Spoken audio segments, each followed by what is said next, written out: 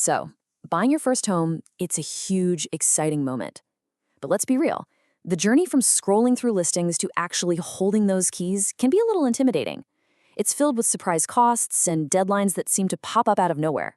In this explainer, we're going to lay it all out. We're creating a super clear roadmap, breaking down exactly what you'll pay and when, so you can walk into this whole process feeling totally confident. I mean, just look at that.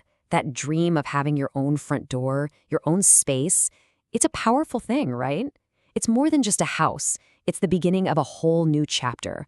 But to make that dream a reality, you gotta have a solid plan. Because getting from the dream to the front door can feel like you're trying to find your way through a maze filled with hidden fees and confusing timelines. Well, think of this explainer as your map. We are going to break down exactly how much money you actually need, what you're paying for, and when you have to pay it. No more guessing. Okay, first things first. Before you even let yourself fall in love with a house online, you need to get a handle on the two biggest financial hurdles you'll face right at the start. This is the real cost of just getting in the game. You've definitely heard of this one, the down payment.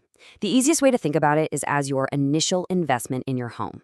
It's the big chunk of cash you pay out of pocket, and it lowers the total amount you need to borrow from the bank.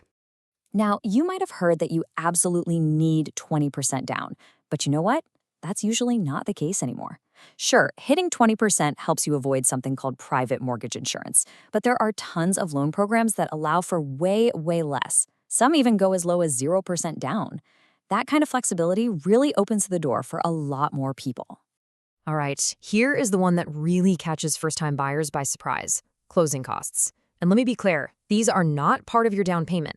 They are a totally separate bucket of fees for all the services needed to make the sale official. Everything from your lender's work to the title company's research.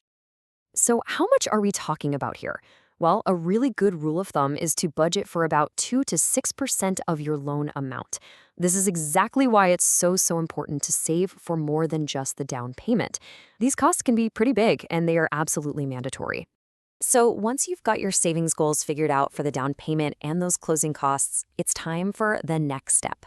This is where you prove to sellers that you're not just looking around, you're a serious contender. It's time to prep your purchase power. A pre-approval letter is basically your golden ticket in the home buying world. It's an official document from a lender saying they're tentatively willing to loan you a certain amount of money. In a hot market, a lot of sellers won't even look at an offer without one. It's what separates the window shoppers from the ready to buy. But, and this is a big but, here's your first major deadline to watch out for. That pre-approval has an expiration date, usually somewhere between 30 and 90 days. This is why you should only get pre-approved when you're really ready to start hunting seriously. As soon as you get that letter, the clock is officially ticking. Okay, so you've got your pre-approval, you've been searching, and you finally found it. The perfect home. Your heart's probably racing, right? Well, now it's time to make your offer and put some actual skin in the game. When you make that offer, you'll also put down something called an earnest money deposit. Think of it as a good faith deposit that tells the seller, hey, I'm serious about buying your house. And the good news? This money doesn't just vanish. It gets applied directly to your down payment or closing costs when the sale goes through. So how much are we talking? Typically, the deposit is somewhere around 1 to 3% of the home's purchase price. That money is held safely by a neutral third party in what's called an escrow account until closing day. The second your offer is accepted, boom, another clock starts ticking right away. This is your inspection period. You usually have about a week to 10 days to get a professional inspector in there. This is your chance to uncover any big problems with the house before you're locked in. It's a super critical deadline you really can't afford to miss. Once you're through the inspection period and decide to move forward, you enter what's called the under contract phase. You really should think of this as the final sprint to the finish line. It gets pretty hectic with a lot of moving parts, a few more costs, and of course more deadlines. Seriously, this phase is just a flurry of activity. You've already got the deposit and inspection handled. Next, you'll officially finalize your loan application and get your homeowner's insurance lined up. At the same time, your lender will order an appraisal to make sure the home is worth what you're paying for it. All these things happen at once, leading up to the big day. And yep, during this sprint, a few more out-of-pocket costs are going to pop up. That standard inspection will probably run you somewhere between $450 and $600.